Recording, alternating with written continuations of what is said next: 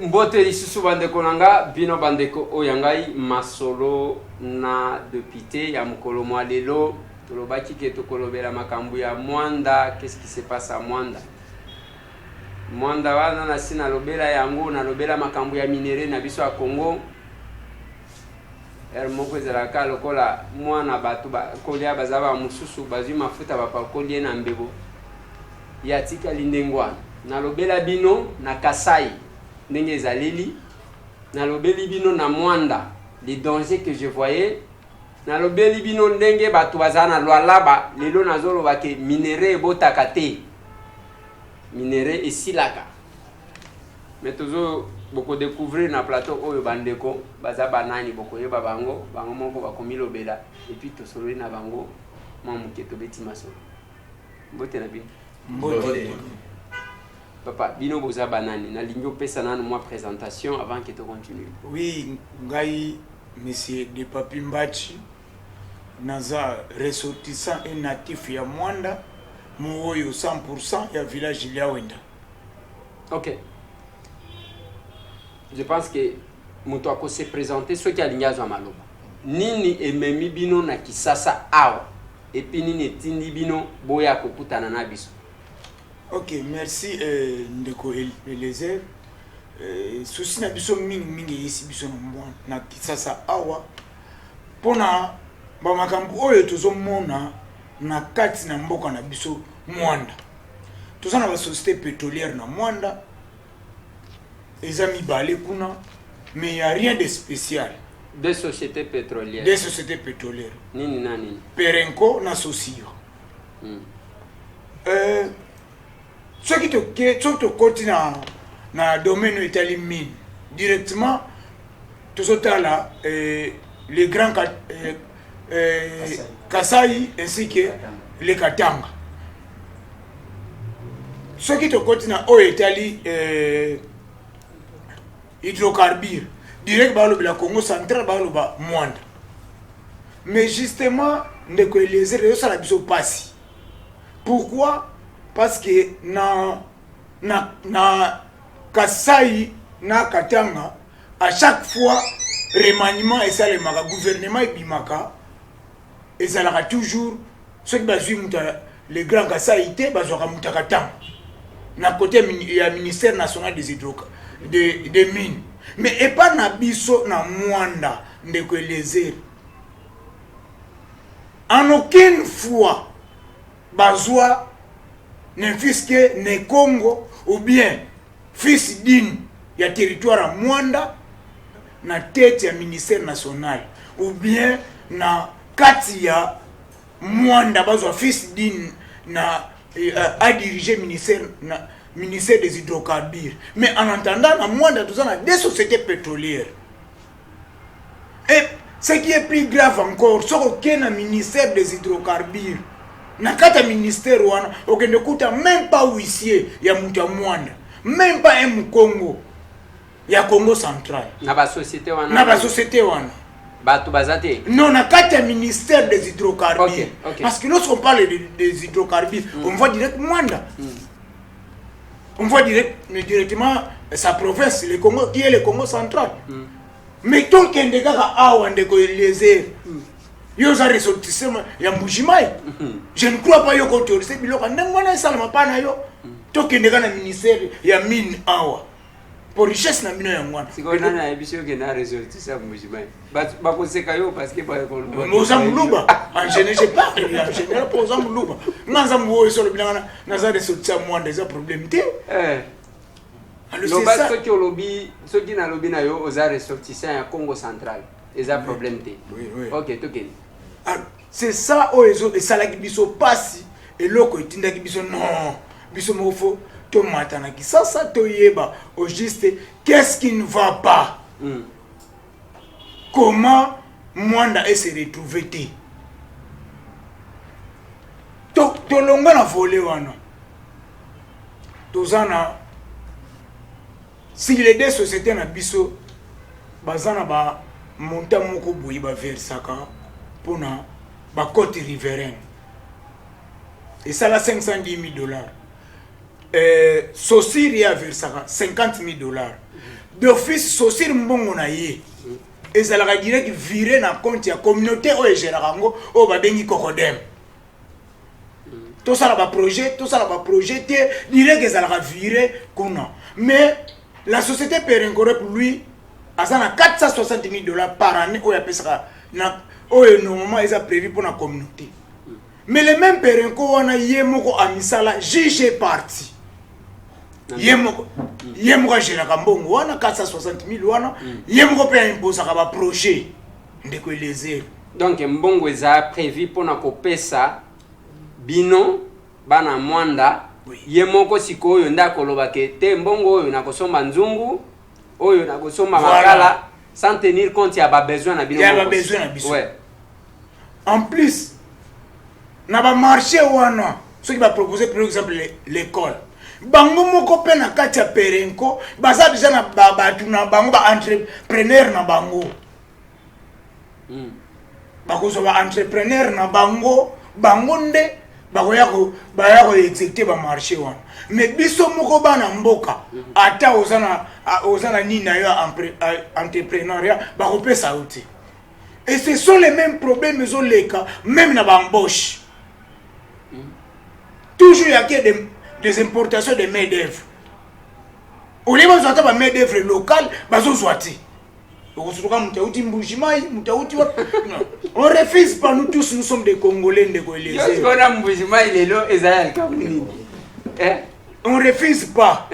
Nous sommes des Congolais. Mais où est les 70% Oyo est réservé dans le code du travail? Il y a des originaires, il y a milliers wana. Et c'est le même problème de l'eau. Même les entreprises parétatiques, ok, ne coûte pas numéro 1, jamais on coûte numéro 1 à Congo, dans les cas rares. Ou bien Mouta Mwanda. Toujours, tu vas Mouta Bandundu, Katanga, de Biloko wana, Yaoundé et Salaki Bisso, Bicha voyage na Bisso. C'est là. Parce que toujours qui est rapide. Oui. Faut pas nous soucier, faut pas. Au lignolo que Perenco, Saucir, Banga Jaka, Bana Mwanda te donc Bana Mwanda bazo travailler kuna te ceux qui tokei ko vérifier toko kutate Bana Mwanda basala kuna. Non, ceux qui veulent le bindengwana wana tout na boyango qui Bana Mwanda basati. Mais la plupart les gens de Mwanda chôment, ils ne respectent pas les 70%.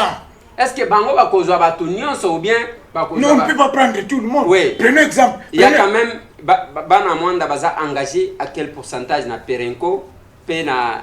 Normalement la loi prévoit c'est 70%. Bana Mwanda. 30% bako taper ailleurs. Mais les 70% là n'est même pas respecté. C'est ça le vrai problème. Si quoi ceux qui viennent na Mwanda botanga classe T. Bazo abino ka pona bozaba na Mwanda. Qu'est-ce qui les prouve? Toi qui na yo prouver ce qui na au monde. Parce que bon aligné na eba po oyebi dossier problème to sakanango on a déploraka biso ba congolais tozolo baka tozana minéraux tozana gaz tout ce que vous voulez et ça malam mais au comment on a une chose les osalim kuna bazali ko extraire pétrole, OK? Oui. École ya domaine wana ezate okotala l'école yo sala nini peda osala nini latin philo osala donc classe oyo kosunga ko développer wana ezalaka te yango nazotuna tokoki ko réclamer que bangager bana Mwanda. Est-ce que na secteur wana il y a quand même bana Mwanda baza formés qui ont demandé de l'emploi baboyi kozwa bango ou bien yo okende kuna nene osala nini biochimie osala nini. Mais nous avons tant d'ingénieurs dans IPG awa Institut du pétrole du gaz baza ebele bana Mwanda okekuta bango lelo ba chômeur osala bilanga ndeko leze nete yo soko kondima na mboka na yo pour ya pétrole eza awa sima eza na sima ndako na yo chômeur omonaka mutu muso ekolo muso azoya kosala na ye mais yo moko na mboka na yo oza na 300 quelque plus nga nazoloba no awa naza ingénieur. Il n'y a pas de plan de production. Na outi na Perenco. Mais yebisa ngai lokola ba yebi ke naza mieux placé makapini nga na mona kuna. Ba bengani yo pona moyibi. okoyiba nini na pere loba parce que ezalaka bo ce n'est pas parce que za mwana mwanda ale okende na société obani kosala bisala sala batiki yo non en sens wana te ouais na lingi tozo andeko mususu en attendant nangi na chité ouais juste eloko biso tozosenga na président de la république son excellence Félix Antoine Tshisekedi tosengi na ye ono ya population ya mwanda na turo yo bazwila biso mwana mwanda oyo aza autochtone azala comme ministre des hydrocarbures ministre national wana siko soki bazwi bino ekitisi bino mais bazwa Eugène Diomi Donga la ministre Amine oyebi yango te wana zane Kongo te parce que olobeli ke pona ba minere na mbushima bazwa ka bakatange na baluba la plupart na lobby te bazwa kaka la plupart mais biso à part Eugène Diomi Donga la bazwa suna OK tozo ndeko mususu a compléter yo en attendant que tu évolues madame Kombonan. Oh, merci beaucoup pour la parole. Comme madame Riste Foutulutete na zape mwana mwanda mwe pe alia wenda bayebi yo na mwanda obien okoya kobima awa oyebi makambo biso to kamwa kaizani to si to mona na kisasa awa bato baye o nga na za chef coutumier ya bo batambola ka bakenda ko somba biloko na wenza bikeko baye awa o tozo dépendre mabele o kozonga para yo mkoloni o tozo tambola est-ce que ndenge bo alia pona tuni ndeko wana ete soki bana mwanda batali bakoye bayoki oza mwana mwanda ou bien oza peut-être muluba moko kola kuna oyeko bima awa mwana mwanda wana vraiment sans doute il faut baye banga mwanda pe à peine kaka comme na population mingi mais au moins biso nyonso la majorité to yeba oyebani OK yozo bakisa nini bon pour nga ndenge kande kwa lobi nga peut-être nakoka ko soulever pour étaler pollution et ça parmi biloko oyo to matela ki na Kinshasa là je vous jure na kanda et pour na décision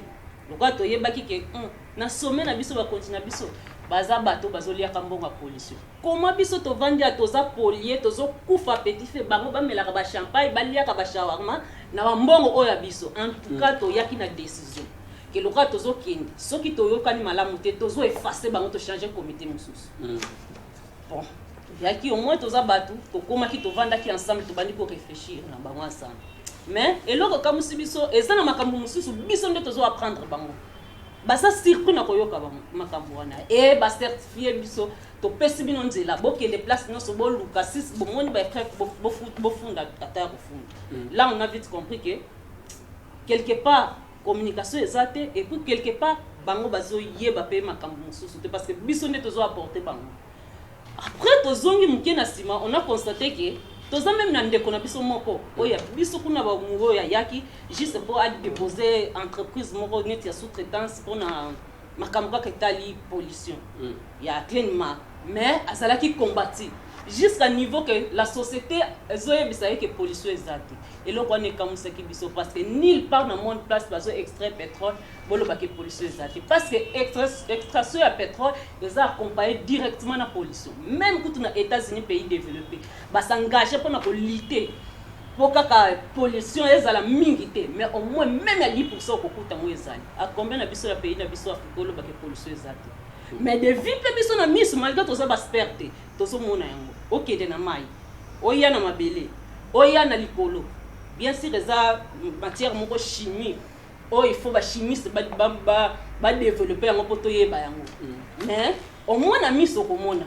10 ans passés soko tali mbise za ko bima kuna na lelo c'est regrettable na cause exemple simple entreprise moko eza kuna ba chinois bossa égal 3 ans passés soko tali ndenge baza ko fournir mbise na lelo c'est différent lelo ba komo kokota tina kati océan donc chaque mois bakanga ka bango na gouvernement angolais pona nini ko lukambisi bazokende ti bazokota na zone batangolaise ba estoke ba bato na bango bele ba masuwa na bango bakanga ku juste pona nini mbisi zomona na société pollution bazokende kokota tina bazone bato na mabelo lelo nazo apprendre yoke tokoka ko bimisa so nguba te linyo ko te na mwana tokoma ko kima na njela boma ko tusala bila mabelo zo produire pourquoi pollution na mpepe boye lelo mu le beta kaka tia kantino na mai epi otala uili ozobima na kati ya mayo et uti wa pilikolo non pollution mais comment faire quoi ko yebisa biso que pollution ezana mboka na biso te impossible et loko wana biso nga foti no so na ko pesa ngona l'état congolais Pourquoi? Ce n'est pas Perenco. Il faut pesa na comité na bino tozo pesa na l'état congolais. Pourquoi na zotun? Biso to nga na député. Oui. Toyo kaki oko confirmer ce qu'ils a solo. Oko yebisa biso mutu. Ce qu'ils a lokuta oko yebisa biso. Toyo kaki que ezana collègue na biso moko, un député.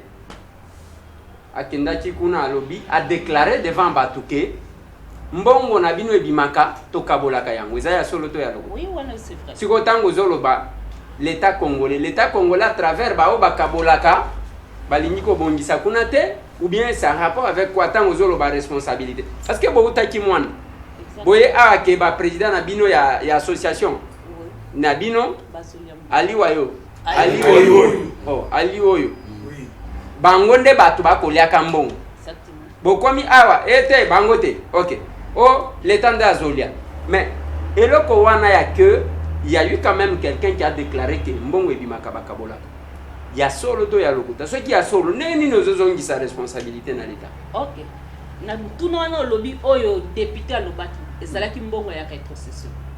Mbongo ya rétrocession wana eza mbongo mususu oyo nazolobela pollution eza mususu. Okay. Mais ce qui n'a lobby que les places n'a pas sa faute dans l'état congolais. Ah, il y a rétrocession. Il y a rétrocession. Les André ou Anabi sont députés Togo Kabola. Il faut encore mater député il y a moins de toi. Normalement on revivre mon frère. Mais pollution pourquoi n'a condamné l'état congolais? Parce que Perenco te motifoyer biso que pollution za ou bien zate. Des fois on est dans l'état congolais ko tinda ba expert na e ba comment sur terrain ba évaluer. Il y a pollution ou pas? Au moins j'espère oya biso l'état na biso soki bazo pesa biso rapport wana to kozala certifié exactement pollution ezate ou bien pollution ezali na place wana na jeter point joindre na l'état congolais na point wana il faut asunga biso na consulter les sous na landa le discours du chef de l'état tango alobi na makambo etali mwanda pour éviter ba torche nyonso ezo polier wana azomata usine moko ya gaz thermique na kati ya Kinkazi wana eza mboka pesa na kati ya mwana mais lokola nano mati yango te par là azwaki principe ya pollueur payeur donc ce qui chef de l'état déjà sali principe ya pollueur payeur cela veut dire que pollution eza bafutaka mbongo wana yango te tozalaki pe na kanda koyeba mbongo wana soki réellement pe ko afutaka pollution mbongo wana kingampe bon bokoyeba ndenge nini wana mutuna na eza na tina te. Il y a un lobby que Perenco balobi il n'y a pas de pollution. Oya koloba ke soki ya futa kandeni. Donc ce qui a lobby c'est ça syllogisme mais biso totanga na logique yango wana. Soki Perenco a lobby pollution zate. Donc à ko futela eloko ezate. Bon. Mais place de flou ezali parce que président de la République a quoi ça qui principe ya pollueur payeur. Donc tant quoi ça qui donc il faut nécessairement sur l'ex que pollution ezali faut ba futela mbongo. Il y a un problème au biso tele pour ko yeba mbongo wana soki ezofutama efutamaka na kambu parce que bazo polier. OK. Tolingi to zwande ko mususu parce que tozokinde mo rapide. Oui, ndeko kombo nani? Merci ndeko Eliezer. Nga kombo na ngai Jérôme Malele Mpunji nazali ressortissant ya Mwanda, village d'origine nangai ezali Mamputu, groupement Mamputu. Donc bayebi na Mwanda. Bayebi ngai en tant que leader d'opinion ya Mamputu, ya Mwanda plutôt. Leader d'opinion. Ouais. Bana Mwanda, est-ce que bayebi l'onyo? Bon, ouais, l'onyo complété ni. Bon, ngai nalingi na compléter sur le développement parce que historiquement ça fait aujourd'hui près de 50 ans oyo exploitation ya pétrole eza na mabele na biso ya Mwanda. Mais Mwanda c'est la ville pétrolière la plus sale du monde. Mwanda toza na électricité te, Mwanda toza na eau potable te, Mwanda toza ta na morceau ya macadam te. Yangwana isalaki une sorte oyo tozo bengango la révolution intellectuelle. Jeunesse à Téléma qui a monaki trop c'est trop. Ça peut pas se passer comme ça. Près de 50 ans il y a exploitation à pétrole. Mbongo boni Mwanda à côté ici na trésor public. Pour que na retour l'état nabiso l'état congolais a ça quelque chose pour le développement ya Mwanda. Ne fût-ce qu'un petit courant exaté, maille exaté près de 50 ans il y a exploitation. Yango biso to yokaki to kotaki to bimi to koti yango bandeko bazolo bakeno to zalaki na kanda po ba ebisaki biso bandeko na bino bakulutu na bino bazaka na kisasa nde bazoli ya bino mbongo. Mais après ko ça la banquette toye komona ke non ezali nango bongo te. Bosali banquette to badoze bino. Badoze biso te parce que ti badoze. toyaki awa tozalaki déjà na résultat ya banquette oyo biso tosalaki. Tosalaki banquette toyaki komona eza ndenge wana te. Ndenge mama auti awa alobi une grande part ya responsabilité ezali ya l'État congolais. Omoni manque ya développement ya Mwanda.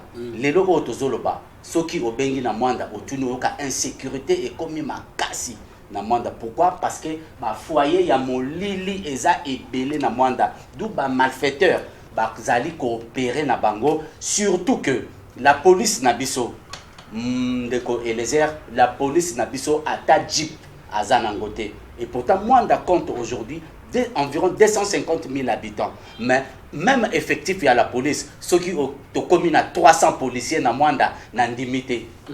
Na évité ceux qui ont à 300 policiers, ba battre là 250 000 personnes na bandi et koki ko salemate. Yango tozo le bakeno une bonne part il y a responsabilité ezali il y a l'État congolais et sengeli asunga biso asunga territoire à Mwanda oyo ezako kotisa mbongo ebele na trésor public et d'autre part aussi ezali ba société na biso oyo ezali ko évoluer na kati ya Mwanda bazali na devoir ya ko faire développer quoi na bango oyo baza kozula richesse quoi na bango oyo baza kozula fortune et soki tozongi lisusu na bango quoi manque ya nino ya volonté ya ba société na tozozongi sango kaka na l'État congolais et c'est mibeko ezali mais mibeko ango ezali makasité pour na ko imposer ba société na ba respecter mibeko o wana ba faire développer tozu société net perenko par succession depuis Kalawana til près de 50 ans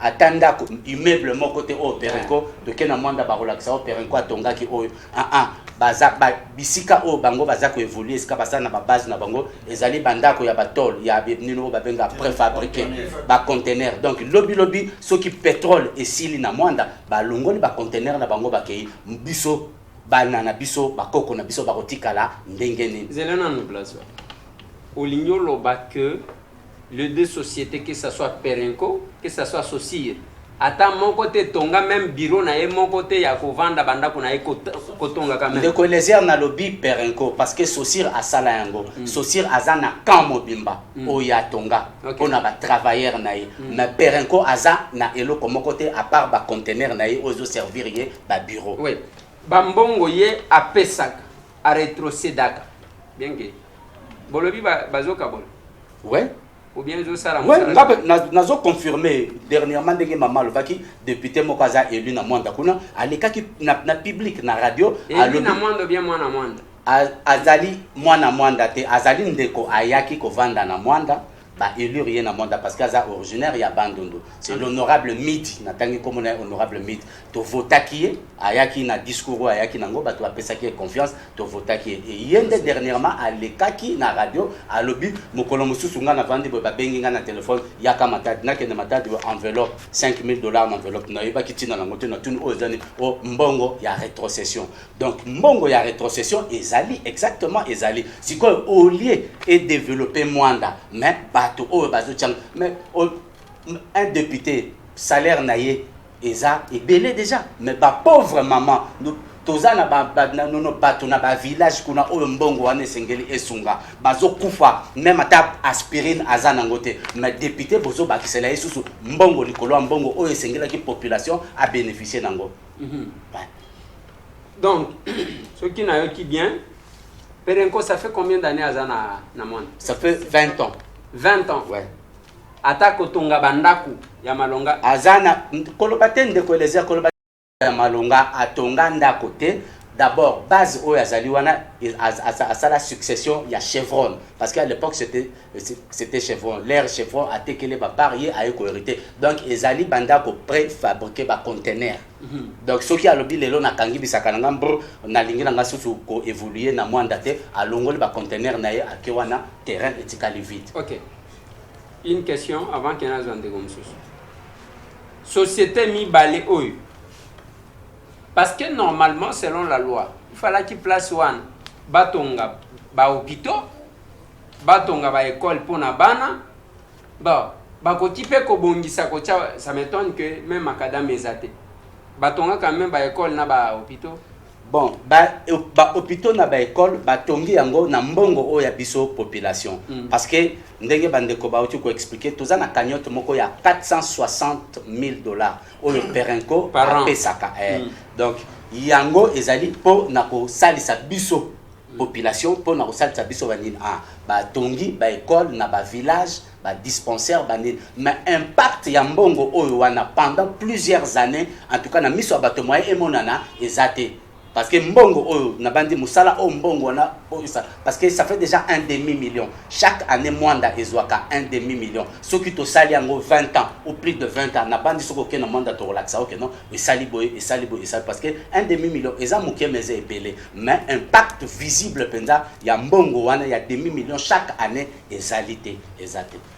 Et puis tozo sengape na l'état congolais toujours tozana socir lelo tokolo ba ezali société moko neti ekota faillite parce que quoi socir ezali raffinerie mais raffinerie ekufa c'est que socir ekoma ko ça la rôle ya stockage na banquette na biso jeunesse ya mwanda tokenda kokutana na bakambi ya socir baebis parce que à l'époque ya raffinerie socir kokako même 1000 jeunes ba oyo bakoki ko trouver musala mais le kola nino raffinerie ezala sous-souté ba bimisa ba te belé assainissement et ça les belé tokenda retourna bango mais et loko nini esengeli pour que socir ezonga les sous raffinerie mokonzi moko ya côté technique alobi na biso pour la socir ezonga raffinerie ça demande juste quelques dizaines de millions de dollars ce qui l'état azana volonté wana ya kotia mbongo wana raffinerie et kozonga na socir mais tilelo socir et comme dépôt.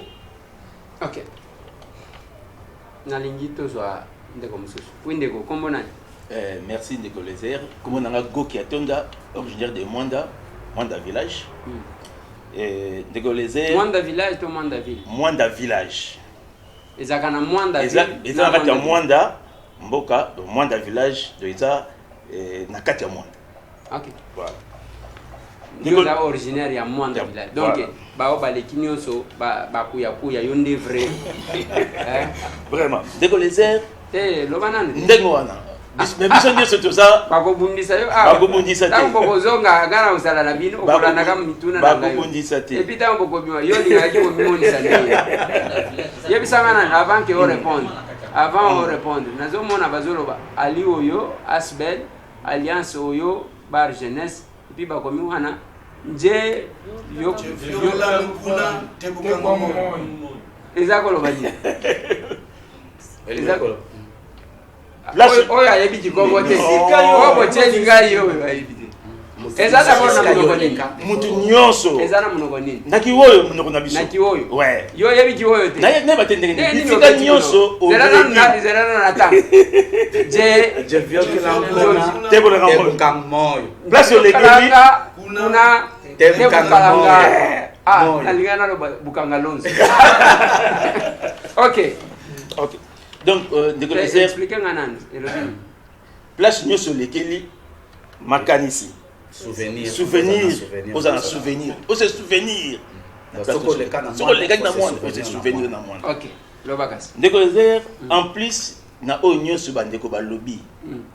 Vous avez compris que ba lobby mingi injustice. En plus injustice toujours déplorer na 21e siècle au tozo nango la colonisation au Perenco la société Perenco rep a je connais ko inculquer na population riveraine ya Mwanda. Na kopesa yo exemple ya Socir, on a parlé des deux sociétés. Socir pièce ya ngona. Ndito bi pièce et pièce. Socir mbongo na ye oyo apesaka biso communauté. Yango wana to $50,000. Nous les gérons. 50 000 par mois par année. Socir apesaka yango wana toujours gérer biso parce que ça droit na biso. Ouais. Mais tandis que Perenco, pourquoi Perenco a coloniser biso ou ils allaient droit na biso? Il connaît à gérer les $460,000 de bande de bateau le baona ou ils allaient droit na biso na 21e siècle oyo population riveraine ya mwanda oyo yebani oyo se contribuer où il y a des intellectuels mais Perenco a géré les biso 460 000 ba pièce ba justification na ye yango ata signature te ata signature exacte justification moko bango moko ba gérer oyo Perenco bango moko ba gérer bango moko contre expertise bango moko va définir ba projet nyonso bango moko. Pourquoi dans le 21e siècle cette marque de colonisation yango te se déplorer, nous avons compris, c'est comme si il y a trichement, il y a un flou parce que en dehors il y a fonds oyo ba bengi fonds conventionnel. Perenco yemoko azan fonds moko ba bengi non conventionnel.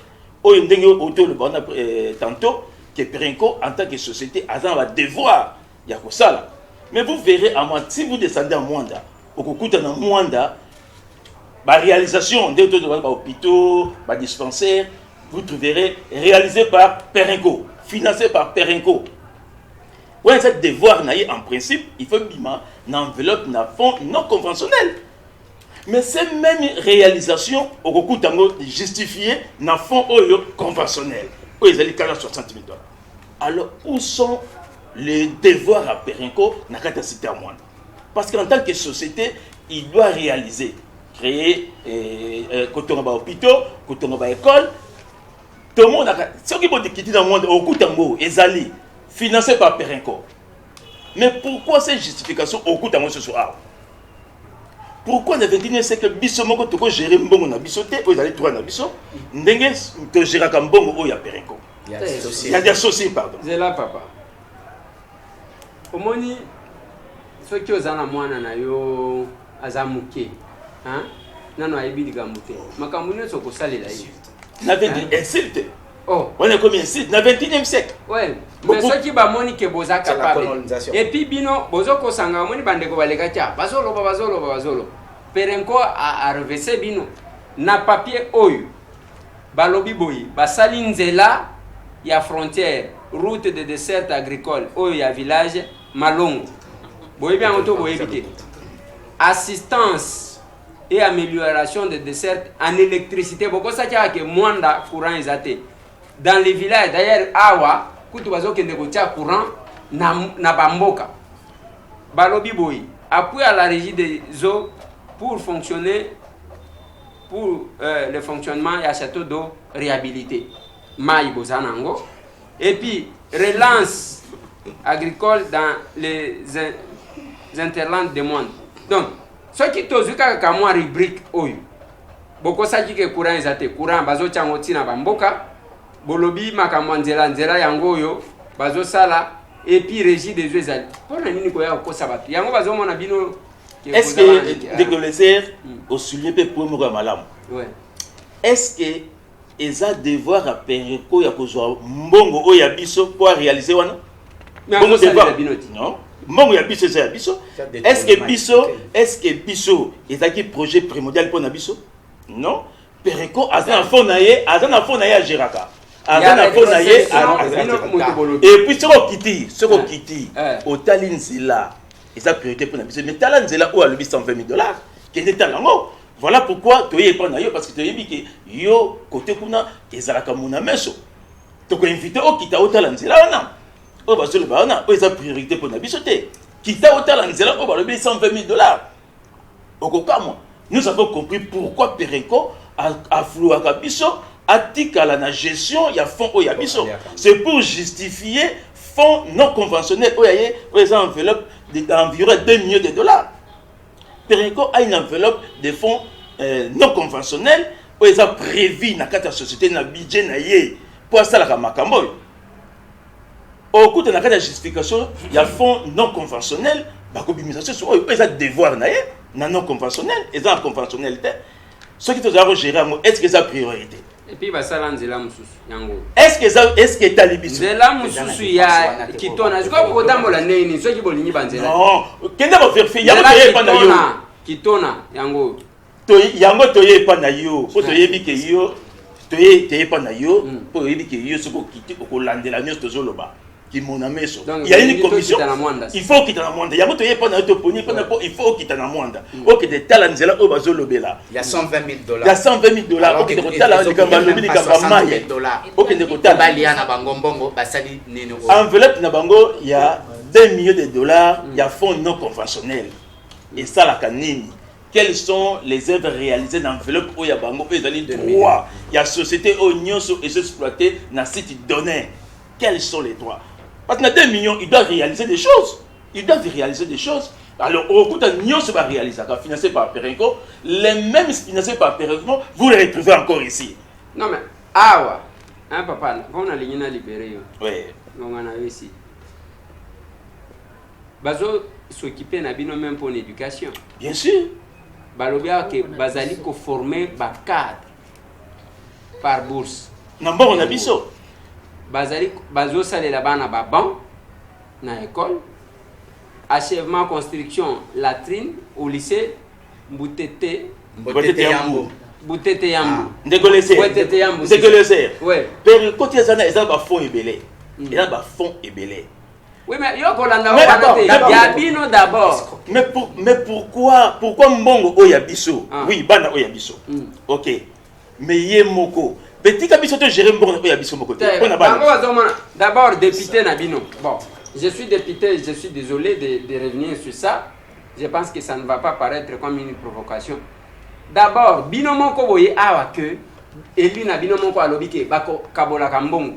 Ce qui va monique bana bako baby sambongo, bako panzambongo. Qu'est-ce qu'on fait? On prend au sommelier, sapato uniforme, au tongelier moi en place à Kosaka. C'est ça. Bazo sale la bino de pense parce qu'ils estiment que ceux qui va payer si bino, elle moko boko lia. Dégoléser. Ce que bango bazo gérer tala kuna okomona latrine. Latrine à Pamba. Oui. Si latrine combien 12 000 et 13 000 $. Latrine, réhabilitation à latrine. Qui peut réhabilitation. Réhabilitation, il y a 6 postes. 13 000 $. Ça dépend ceux qui. Mais non, qui n'est pas la mort. Voilà pourquoi tu as voilà pourquoi tu n'es pas dans le Rotala.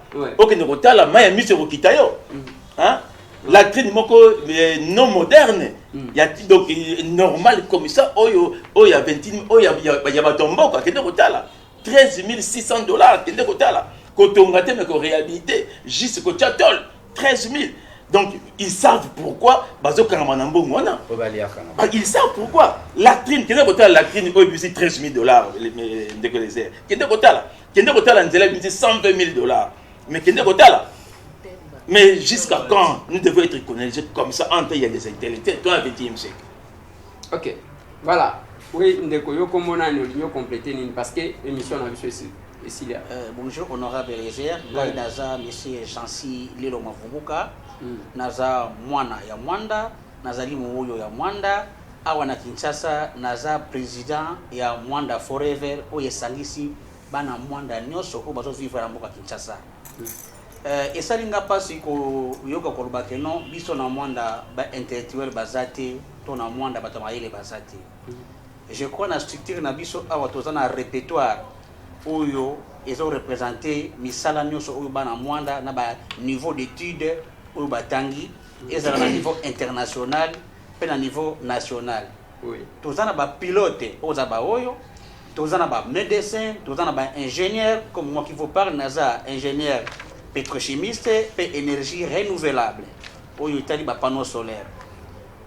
Ndeko Léger eza pasi mingi kotala ndenge gestion ya ville pétrolière na biso oyo ezali Mwanda. Bandeko balobi awa eza la ville pétrolière la plus sale au monde. Pourquoi la plus sale au monde? Parce que ba injustice oyo ezoleka na mboka wana ezo permettre te batu ya mboka wana ba se développer. Et puis exode rural esalemi mingi tozo vivre ango awa na Kinshasa. Bana Mwanda bazo kima Mwanda po baya na Kinshasa, voire même kosala ki wewa na Kinshasa, mais aza mwana Mwanda oyo simanda kuna bango puya pétrole ezali. Yango bandeko balobaki non fo baya ba dénoncer ba injustice wana oyo ezoleka na mboka oyo ya Mwanda.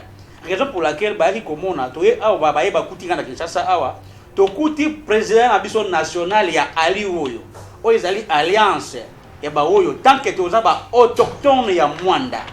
Tout le monde a un pays, nous sommes au Nigeria, par-ci par-là, ba autochtone bazalaka na ba droit na bango oyo bafutaka bango yango tomoni président na biso a expliquer biso po kuna makelele ezalaka ke non ba président na bino ya Kinshasa bango nde baliaka mbongo nyonso oyo oyo ibimaka awa mpona développement ya mboka na bino tango bandeko baye awa bakutani batuni président bakuti pe awa toza pe na makuku matatu oyo ezali association ya bakongo bawoyo na bakongo ya nzela boma tokutanaki ensemble na ba representant wana makuku matatu oui makuku matatu ezako loba nini na linga elakisi mabanga bisatu oyo po njungu etelema dopo olamba biloko na moto matatu voilà donc makuku matatu tatu wana elobi bawoyo basolongo bakongo et puis to bakisi encore il y a encore les métissages bandeko na biso o baye koya na mwanda o baponi mwanda comme seconde ville na bango ya kofanda to boyi bango te exemple ke na qui passé au gars qui oyo toponaki o aza non originaire ya mwanda aza autochtone te mais toponaki quand même po azali représentant aki na ba projet na ye malamu alobaki bien yango nde bana mwanda baponaki ye. Oui, donc, parce que Konde vient la Jikanda, za qui plein Congo, bazali pour voter na Goma. Oui. Donc toza ba tribal te yango tolobi boye tozo prévoir to kende na o ezali table ronde. Yekutu ndekwango honorable nani komona midi kiamani yekutu nda revese pe baninga ke bakabola omoni que quelque part là c'est important vraiment bravo wana pajanga na betele maboko parce que même yemoko akamwe ndenge bandeko ba biso yango tolobi boye alors to kende na table ronde ezande esika otozulaka ba solution na table ronde wana to kende bakuku matatu na ba métissage na batu oyo baza non originaire tambo pollution eyaka ezokaka kaka te non ba autochtone ou bien ba solongo ba oyo na ba Congo ezokaka mutu nyonso oyo azo vivre na kati ya ville côtière ya Mwanda. Donc yango wana to décider que non tozo kende table ronde wana eza esika oyo to ko résoudre ba équivoque nyonso oyo na ba confusion nyonso oyo ezo leka pona makambo oyo etali ba entreprise pétrolière oyo ezo exploiter na kati ya mboka ya Mwanda oyo bazo kokisa ba devoir te ndenge bayokanaki na première table ronde oyo elekaki. Wende yo kombona Kombolanga monsieur Cyril Mbili Balu naza originaire ya mboka oyo tobengi Mwanda naza moyo yango est-ce que zaka na Congo oyo komo na bino ngoma be ezoyo kana lokola soki bouta wapi moyo ali oyo tata oyo OK histoire eza molai je crois que toko invité on a festival na biso kuna nde tosala ba exposé par rapport ya tribu na biso okoyeba ba vérité belé c'est notre tribu mais oui toko invité na peso référence ya ba oyo ba grand o ba sala kombo tozana les premiers intellectuels congolais oyo asali université na Afrique centrale na Belgique ezaki moyo Paul Panda Farnana. Ah, Paul Pan Farnana, oui, ça je connais. C'est notre frère. Ok. Paix à son âme, là où il est enterré. Paix sous sa premier père. Oui. Bon, naïe justement, Kosenga, na président de la République, Monsieur Félix Antoine Tshisekedi, ayoka vraiment plaidoirie nanga et nazo sale pa naïe. Jeunesse César déterminé. Tozo senga na poste ministériel. Il y a un ministère des hydrocarbures, Batie Labiso, un fils du coin qui connaît les réalités par rapport à la pollution physique, biologique et toutes sortes de pollutions. Parce que aujourd'hui peuvent dire que voilà, leur société ne pollue pas, mais la société, leur société pétrolière installée dans notre coin, ils ont pollué Biso au jour le jour. Nous mourrons à petit feu. Alors, pour que biso ba population riveraine o tozana koyana tozala bénéficiaire ya ba fonds o eza alloué en faveur na biso ba tiela biso les fils du coin qui connaît les réalités du terrain parce que lorsque on prend par exemple, Naza contre-traité parce que nous tous, nous sommes des Congolais. Bazui, par exemple, un Katangé, Batie na poste, il y a ministère des hydrocarbures.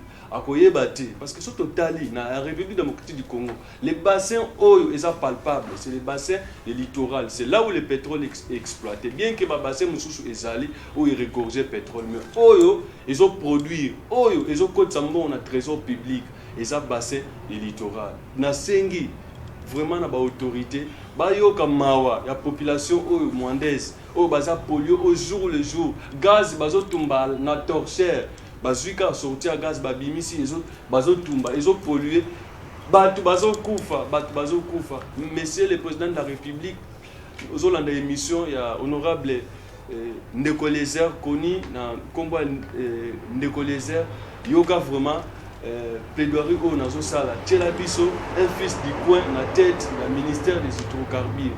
Donc message na yaki na ngona ko apporter beaucoup plus. Fils du coin ngo azali ou bien ba okendeka baluki mutu moko asala kana yi politique était baza et moko avandi na ye ero yo azarapi azoli asoki bambisi wapi bake bazwi kaka batie nani.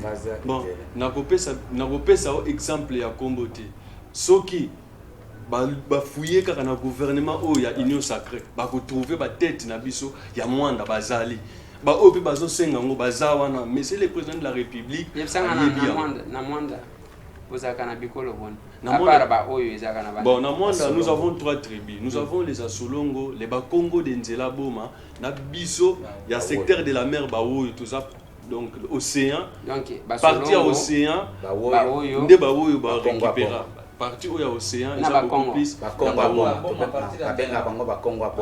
Bakongo aboma ngasko na zamu Kongo ya Mbujimai yo siko za Kongo ya Mbujimai biso to za ba Congolais donc na culture ancienne yo poza ka Kongo mais ki Kongo o ya lelo lokola Congo central donc to za nde ba Congo central donc message nanga na pesi yango beaucoup plus na président de la république na koleka boyete parce que ba effort nous c'est ça les mipo biso to so maloba ya koloba na émission na Ndeko Lézer eza ba effort pe na saluer pe président Dodo Balo en passant na ba membre nyonso ya Aliwoyo soki cameraman aza amona Basi ba mwani oui yo kuto yebi ki oyo te zinko muzamzion so ke ko mwanda zike ku Europe zike partout mbotien donc preuve yango mbotien wadeza mutulio sa bon c'est le ketikati lobana ona ki oyo ezani choklo donc biso boboka soki bomoni bazoka ba bazaba oyo te makambo oyo batuna kande yango choklo donc en passant kaka parce que otuna ki pe na pesa na compléter o kaka biso toza ba oyo ya République démocratique du Congo mais en Angola ba oyo pe basala na Congo Brazzaville ba oyo bazali mais na ba kombo mususu na Gabon pe bazali donc oyo na ki oyo ezani oyo na ki oyo a échoué. Ok, non, pesa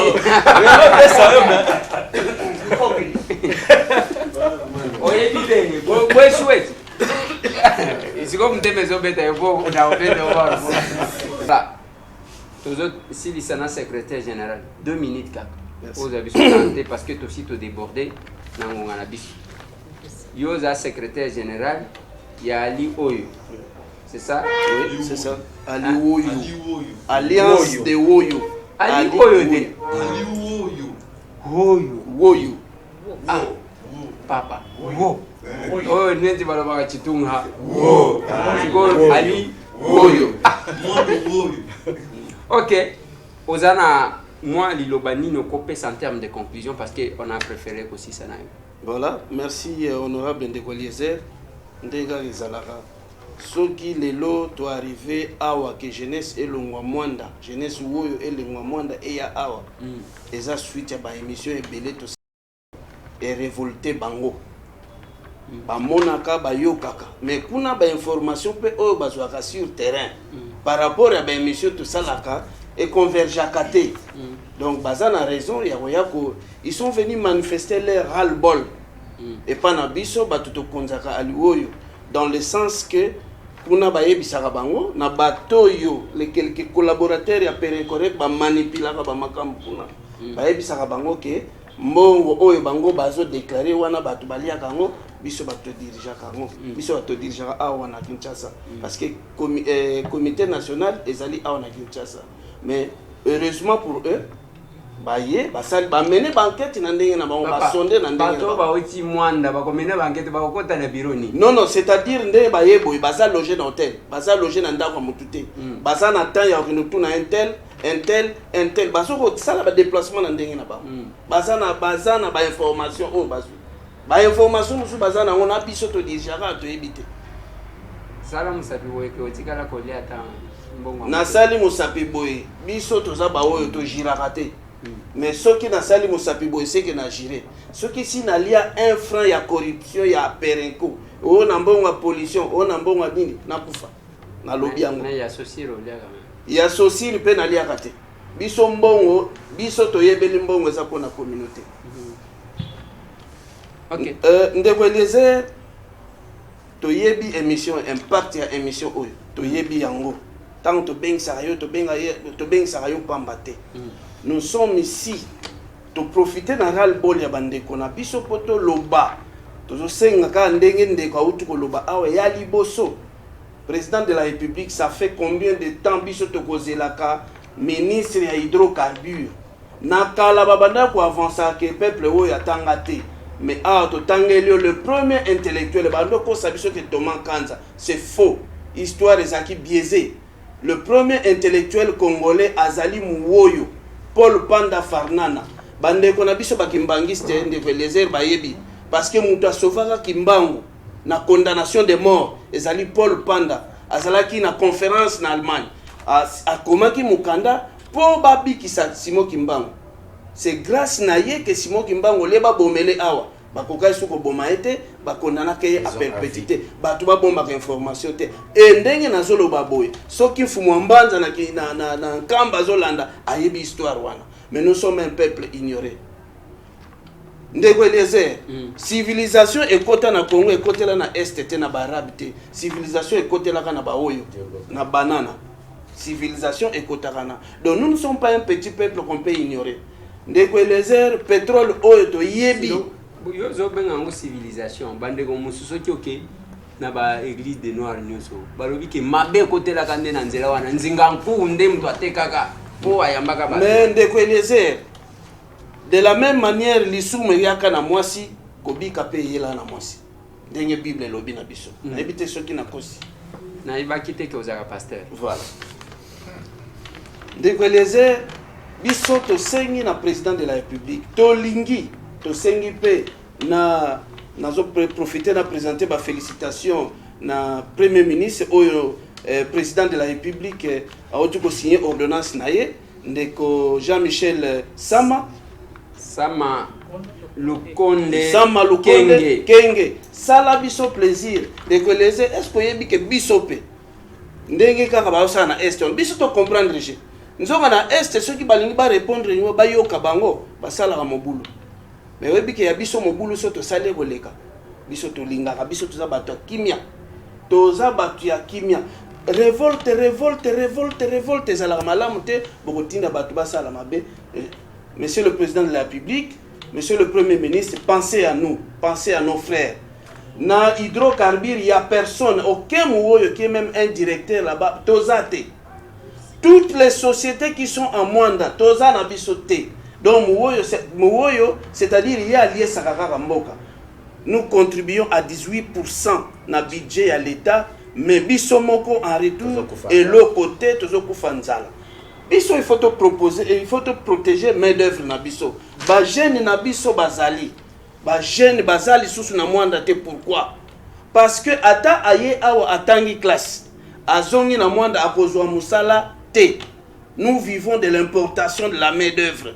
Mais ndeko Eliezer, vous pensez que oya wuti libanda aye ko sala musala? Ceux qui bozaba paraissent bolinga ko sala musala. Malheureusement biso tu la ba paraissait te pas sinon bande ba maman na biso na balia kandene. Biso balakisi biso ko sala bilanga. Ndeko Eliezer banda perenko ya biso to yeba ndenge nini. Le respect des textes na kala ezala ki facile. Donc biso na mboka to zala to lingite que tout le monde a ça. Mais dans mboka moko soto yebi déjà que 3-4 délégués na biso basala akona, c'est fini. Qui miezali. Mais aujourd'hui ce n'est pas ça le cas. Na ba poste oyo ba réservé na batomboka kuna. Qui sentinelle. Nyon sona qui sentinelle mais d'œuvre importé. Donc ceux qui oyo aye azui poste afungoli couloir na bandeko na ye. Ceux qui oyo aye afungoli ceux qui vont réclamer problème. Biso to sala li sumo ni. Est-ce que le sumo notre péché à nous c'est d'avoir le pétrole de Belize. Yango tozo senga na chef de l'État. Conclusion. Tozo senga na chef de l'État. Après sa biso poste ministériel wana hydrocarbures. Ça c'est de 1. De 2 par rapport à la société pétrolière na biso. Nous refusons surtout avec la appel ça ba ne Congo, toi appel ça ba na Mwanda. Bon, tondimi dans le cadre ya province, na cadre province appel ça ba ne Congo. Po ba ne Congo ba koloba te to pe ça pe ba ndeko ya Mwanda. Biso to za na biso soudé to yokanaka. Domaine wana eza ya biso nyonso bato ne Congo mais priorité au pesa muto Mwanda. Ce qui batu bazali bakoko sime ba responsabilité wana. De 2 les Eliezer par rapport à partenaire na biso. Les Eliezer il faut tous à la juste. Biso tous un problème na partenaire na biso per un côté. Tous un problème na ba individu ya service social ya per incorrect. C'est bangonde bazo mener biso vie dure. Bangonde bazo yiba biso mbongo. Les Eliezer olobaki que ono bino bosaba na mike mais c'est le paternalisme. Les Eliezer mwana na yo oyo a kokisi 20 ans. Bando fungoli seke compte tango abota maki. Est-ce que ti lelo yo kam to gera compte na ye? O pesa ye ba ni na ye ba droit na ye o libéra ye. Azwa ni na ye. Mais ndeko Eliezer. Cet argent les 460 000 les ambongo ya perin côté. C'est l'argent de l'État. Ce qui l'État se reconnaître que biso tona ba droit. A plus forte raison c'est cette société qui exploite na Katani. Perenko ala biso biloko ya réaliser na fonds non conventionnel. Parce que fonds non conventionnel et les fonds conventionnels. 2 millions. Normalement, les Eliezer sont kati na ba voisin na Kabinda que nota la différence. Soko ke na Gabon que nota la différence. La même société mais azo sala na ba gouvernement azo sala ndenge mon côté. Biso nous subissons. Nayokaki pe likambo ya ke bangolais balekisa soki nini na côté gazoduc. Gazoduc ezali tio o ememi gaz. Eza ya combien de pouces? 35. Eza ya 35 pouces. Toyebi ba bombela biso. Toyebi na batu ba signer eloko wana. Toyebi bango kaka ba konjo baliaka liaka ba mbombo wana. Pourcentage ezali 10% réservé pour na biso. Na communauté riveraine parce que combien? 35 millions, si je ne me trompe pas, et ça va chiffre 35 millions par an. de dollars par an. Et ça va chiffre, tu as la maîtrise dans l'hôtel, il faut quand même que ça ait une réserve, mais au moins pourcentage est là. Traçabilité dans la banque centrale, tu as une information qui serait tracée à la banque centrale. Na batu bakabola rangbang, tu as tout le monde a différent. Bana mwanda kaka bakabola. Bana mwanda te. Wana c'est au niveau il y a gouvernement. Mais vous savez quoi? Changer bah gouvernement BD. Non, c'est-à-dire mais ça copté. Ndeko Eliezer ceux qui l'ont binga mona ko remplacer et que yo yebi ke okolia. Okosani. Okofungola ngati. Ofungoli nga ko lobby na kanisa yo. C'est ce qui se fait et nous le savons. Nous le savons. To yebi yango Ndeko Eliezer. Conclure alors. Donc on a conclure par rapport Ndeko Eliezer eza note circulaire. Tu vois comment bazo savana biso. Comment notre circulaire ya Cocodem oyo basala Cocodem de comité de concertation depuis 2010. Comité oyo ezali comité mis en place pour na kozala comme interface na biso na Perenco mais Perenco pas dontango. Comité note oyo circulaire c'est une note circulaire taillée sur mesure pour batu baliaka na babongo ba se retrouvaka. Nous devons bénéficier quand même d'un arrêté ministériel. Ça, on peut abroger ça à tout moment. Ça n'a aucune importance. Mais ce que tangi makamboza na kati kuna mawa. C'est toujours le paternalisme. Mbongo l'État paye si biso metala batu ko boni, il faut ba gérer on a kati kuna. Combien de personnes il faut balia kango? De deux Ndeko Eliezer, même na kati ya Cocodem, to lo bato kende. Bande kona biso ya service social to yebi bino. Atena biso to sali makelele administrateur du territoire à l'habitant bano basali makelele tikana na mekana no kotala likamuni ate asali si banquette asali banquête ya ba projet nyonso ndeko Eliezer ozotanga mensonge na mensonge eza soki ezalaka vérité mbelomoni signature mbelomoni caché ya perencorepe na signature donc soki omoni eloko eza signé boye te c'est que mensonge na mensonge ozomona wa mensonge na mensonge ndeko Eliezer ate a diligenter enquête ate azamu oyo te azamu tabandundu mais ayoki mbela ya ba oyo a diligenter enquête a noyer bango enquête wana naza nango a noyer perencorep biso tolobi non peut-être enquête eko salama na complaisance biso pe tokiti contre enquête pièce contre pièce yango to sala perenco boyeba ezolanda bino service social ya perencorep bino boso bebisela biso relation na perencorep partenaire na biso monene ya pays boyeba ke contre enquête yango oyo to izui bino bobano luka ba preuve documentée c'est ça. Vraiment que ba continue nga ba limbisanga, je t'ai pas autorisé de montrer ça à la télé mais na l'axi bino. Tu connaissez? Nzela oyo utoloba na ndeko na nga ko basali biso nzela. Non, ezali nzela oyo ekei na ba installation nango, na installation na bango.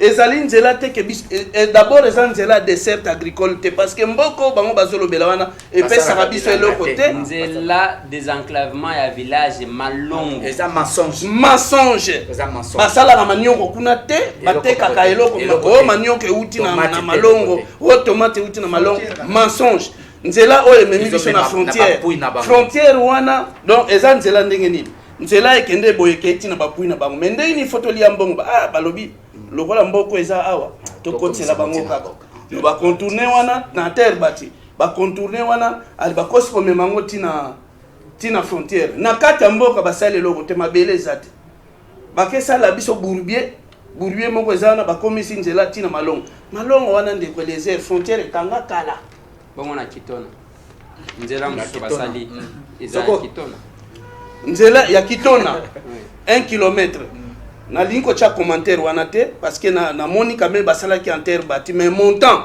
au Hollande la paix yango te donc bango basala nini bato service social projet social donc bato projet social basala ndeni normalement ba projet oyo ezali rôle ya Cocodem ya kosala campagne ya ko récolter ba projet na bamboka non bango bakoma bango moko bazui ba projet na bango ba imposer yango ba société ya bango je sais de quoi je parle so bolingi ba preuve to bimisa bino toza déjà na document ya DGI sans soumission toza nango sans soumission basala ke loko te ono nini passation à marché document rien et loko te ba yokani bango na bango eza basala clan basala clique na bango ba yokana bango na bango oui perenco basa pe na ba société na bango ba Jean perenco ba na ba société na bango sous anonymat à la tête ya bato wana komoni bango nyonso bazaka ba Saint-Esprit moto kombo ebani te bon omoni awa il faut na se réserver le droit ya kotanga ba kombo bon tango kitana non je n'ai pas peur tango to kitana terrain to yebisa otala mutu songolo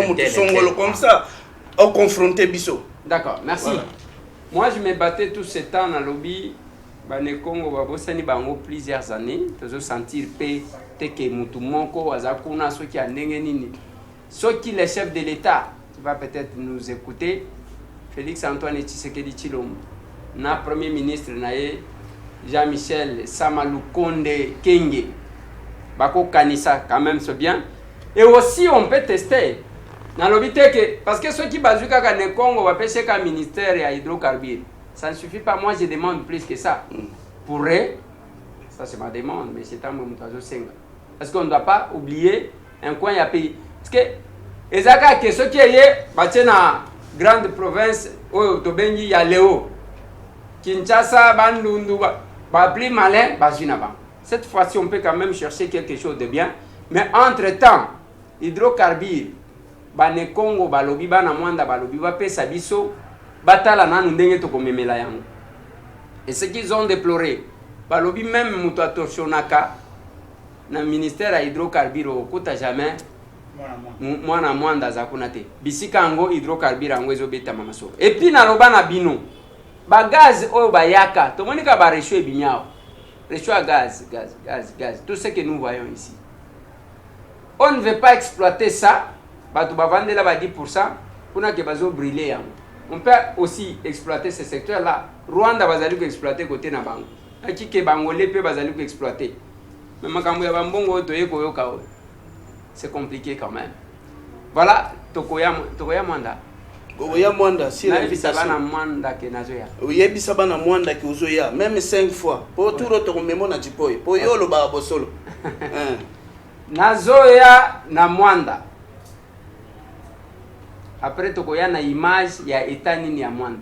Mais bandeko, namona kaneti toza bandoki ya mboka na biso moko. Yo perenko ko vanda na mboka bato, vandi na ba conteneur. Ozoto ngata mukete eloko wana bozali ko puiser inondation ko salema na isika wana. Batu misu bazotala ba musu pe bacha bango na kope wana bali akama mbongo muki. Mozoteka ndako na yo pamba. Eza malamu te plus 243 998 311 332. Eza masolona député. Tout le monde a un embalasi. Tokoya. Merci.